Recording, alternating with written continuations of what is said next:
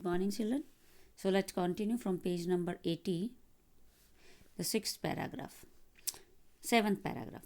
In my defense, it hadn't been easy with all my sleeping difficulties. But however I looked at it, I could only wait. So he was just thinking. He was having different thoughts at that time, and in my defense, it was not easy for him because earlier he had the sleeping difficulties, but however he had overcome those problems after taking the medicines. So he cannot do anything, rather he had to wait only for some partner or for some friend, you can say any tourist who can be his companion for his journey. The pilgrimage trail was well trodden, but I didn't fancy doing it alone. Although the route, trail means the path and trodden means marked. Although the route was perfectly made by the tourist.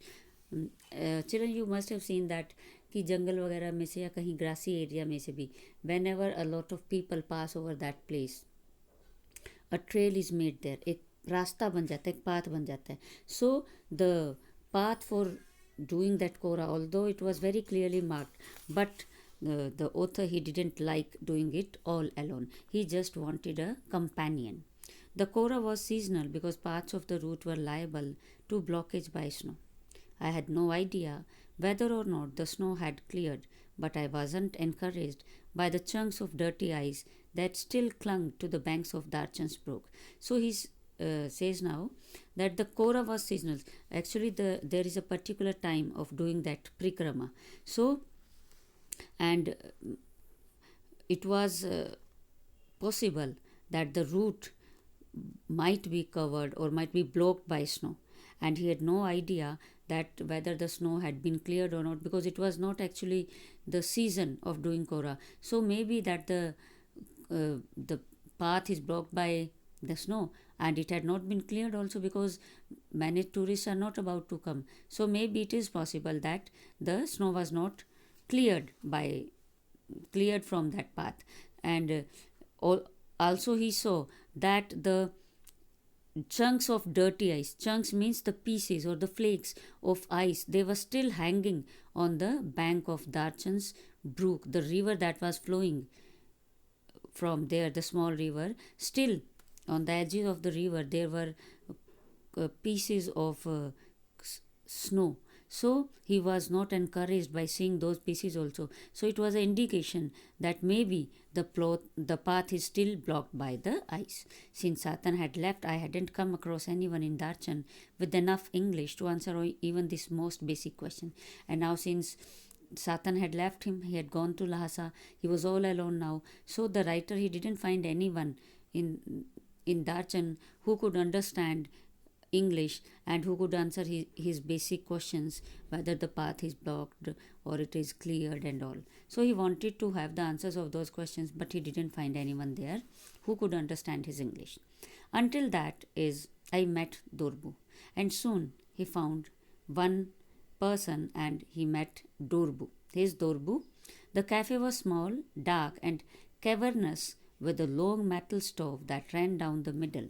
So he met Dorbu and the cafe. Now he's describing the cafe, which was the only cafe of Darchan.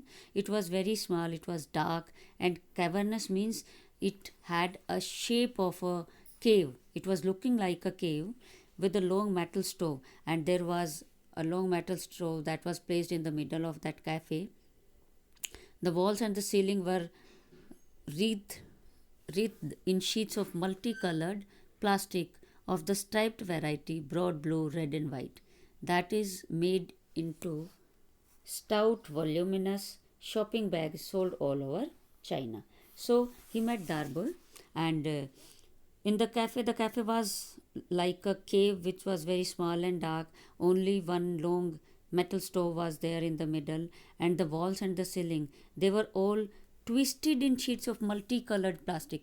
Means जो cafe था उसकी जो wall थी और जो ceiling थी उसमें बहुत सारे अलग अलग रंगों की the colours were broad blue red and white, इन कलर्स की प्लास्टिक की स्ट्राइप्स जिन्हें आपस में ट्विस्ट करके गूंथ दिया गया था, जैसे हम चोटी बनाते हैं ना, like that. So different colored stripes which were all twisted with each other in the, you can say, in the shape of a plate. They were, the walls and the ceiling, they were covered with that different striped plastic, different colored plastic stripes, and that is made into stout voluminous shopping bags, and it was looking like the same different colored bags that were sold in China. मतलब कि एक अलग से colour की एक चोटी के रूप में डिफरेंट प्लास्टिक की स्ट्राइप के साथ वो सारा डेकोरेटेड था.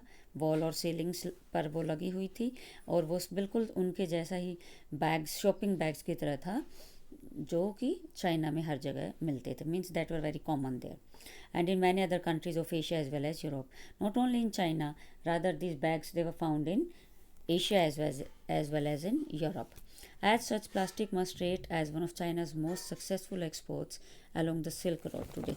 And the maximum export of plastic is done through this Silk Road even today.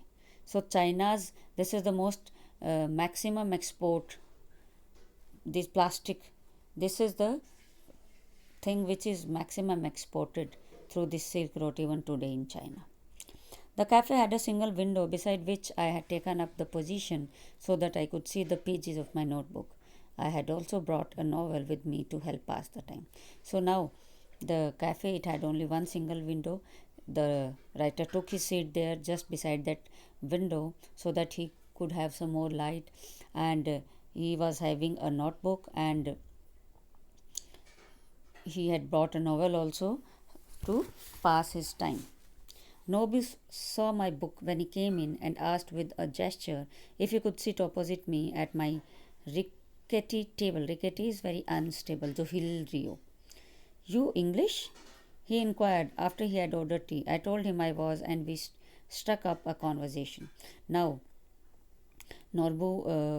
he had met Norbu there in the cafe. So Norbu came closer to him, and when he came inside that cafe, and he just made a gesture to ask to sit just in front of the writer's table, which was very unstable, which was not completely stable. वो हिल रही थी. And then he just made a gesture to ask if he was an Englishman. And after that he had ordered tea. Then the writer told him, yes, I am an Englishman. And then they started their conversation.